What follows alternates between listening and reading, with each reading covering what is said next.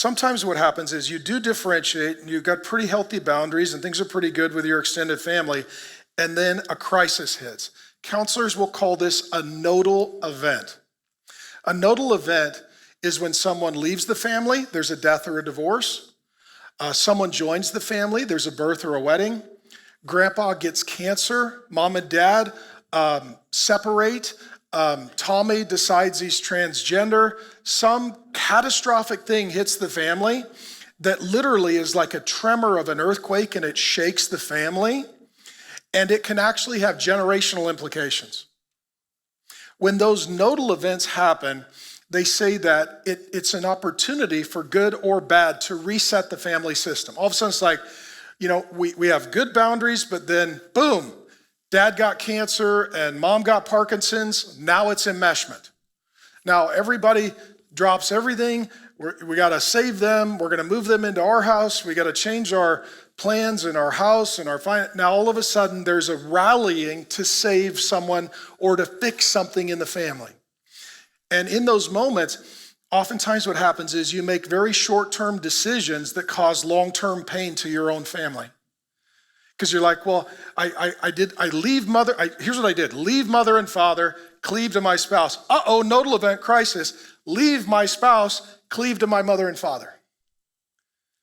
And what that causes is a lot of tension in those nodal event crises, because the spouse is like, I want you to love your family and I care about them, but we can't save them by killing us. We can't sacrifice our family to save their family. We got to figure out how to make this happen. And they say when a nodal event occurs, just 4 things and I'll close. Some people respond with fight. They escalate, they get angry, emotional, agitated, they kind of blow the whole thing up. When there's a nodal event in the family, some people have flight. They just disappear. This is the kid, like they just go to their room, their headphones are always on. When they were 16, they ran away from home. When they go to college halfway across the country, they don't come home. They just disappear, they ghost you, they don't return your calls, text, emails, they just flight, they're gone. When a nodal event hits, some people just freeze, they don't know what to do. They're just paralyzed, I don't know, they're kind of overwhelmed. I don't know what to say, I don't know what to do, they're just kind of overwhelmed. And then the 4th is caregive. And this I thought was really interesting in my research. When a nodal event hits the family, the caregiver is the one who's carrying everyone's emotions and burdens.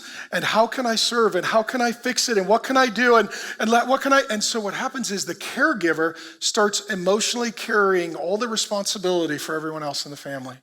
We need to give them money. We need to go to their house. We need to spend time with their kids. We need to find them a counselor. We need to pick them up for church. We need to be praying for them. We need to have them over for dinner. We need to lend them our car. We need to let them move into our casita. You're like, whoa.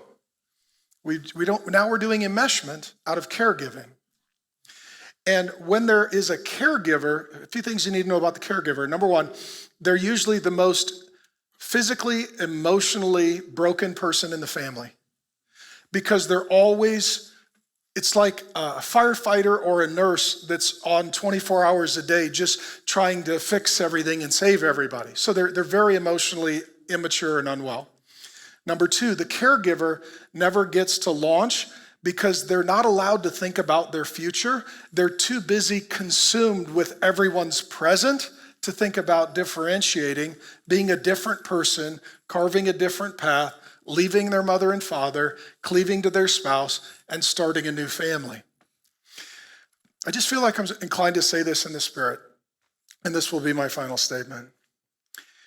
If your wife is a caregiver and her family is enmeshed, you love her very much, but you miss her very much. Hey, howdy, Pastor Mark here. Thanks for viewing the clip, and if you'd like the entire sermon, we've got it ready to go.